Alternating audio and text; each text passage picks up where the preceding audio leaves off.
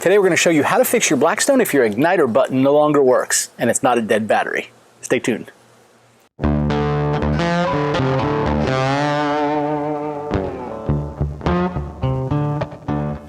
So over here I've got my Blackstone, and we had 2 hurricanes about 3-4 weeks ago, and I've just now started getting back into this. Ooh, thing's not even lifting up good.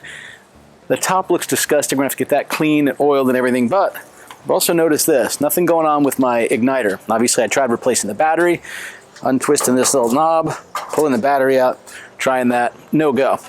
So let me show you how we're gonna go about repairing this. The first thing is you just need to go get the new part. I think this thing was about 25 to 30 bucks. It was on Amazon. It comes not only with the igniter, the little unit here that we're gonna replace, that's the button that sticks through the front panel, has 4 little plugs on the back, and we have new igniter little probes that you sit right over each burner. And then we've got our little knob to tighten this up against here, so when we take this knob off where the battery goes in, this one here is what actually holds it up against the surface. I'll show you that a little closer here in just a minute. Let's get started. We'll show you how we pull this other one apart. Now, without a doubt, the easiest way is to remove this actual top plate off of here completely. Unless you get full access inside, it's the easiest thing to do, but I'm being a little lazy today. I really don't want to lift this thing off and unbolt it, so we're going to do it, see if we can do it without actually pulling it off, which I think we'll be able to. We'll reach in here, and then there's a small opening on the side where I can get my hand up in there. All right, well, let me kind of show you right up here up front. I'm going to leave this, taken the front knob off, and then there's this other plastic piece here that just holds the switch in place. Usually you can undo these by your hand. Since it's only plastic, we don't want to go too hard on it. I'm just going to unscrew that guy. Put that screw aside. And the reason is this is going to be very easy to drop down. I shouldn't say very easy. It's going to be relatively easy. It's a little easier if we pull these pins out first, which I didn't do. So now I have to remove the wires on the back. They're just little plugs that plug in.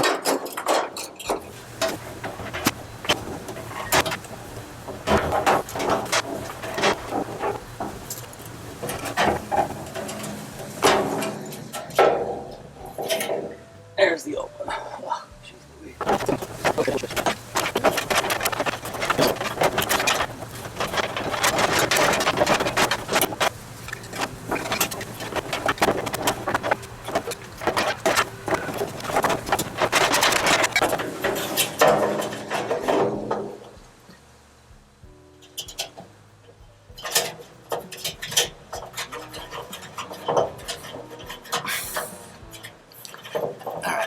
Get this now on here finger tight. Those things are not easy to get in without taking this top off, but they're in. All right. Pop in a AA battery. Get this guy screwed on here. That's what I want to hear.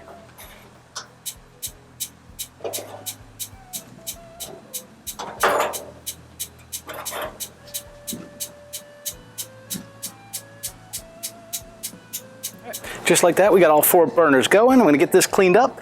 It'll be ready to go for the next cook. Well, that's it. It's pretty simple. Really, it's just replacing this little igniter. I didn't even take the top off to replace all of the coils because they're all working. I'll just save these for next time. I also didn't want to have to remove this top. But this little igniter just kind of went bad. That was the issue with it. So there we have it. All solved, fixed, and away we go. Yep. Nothing at all. So this little control panel here just went out. Because look, I get it.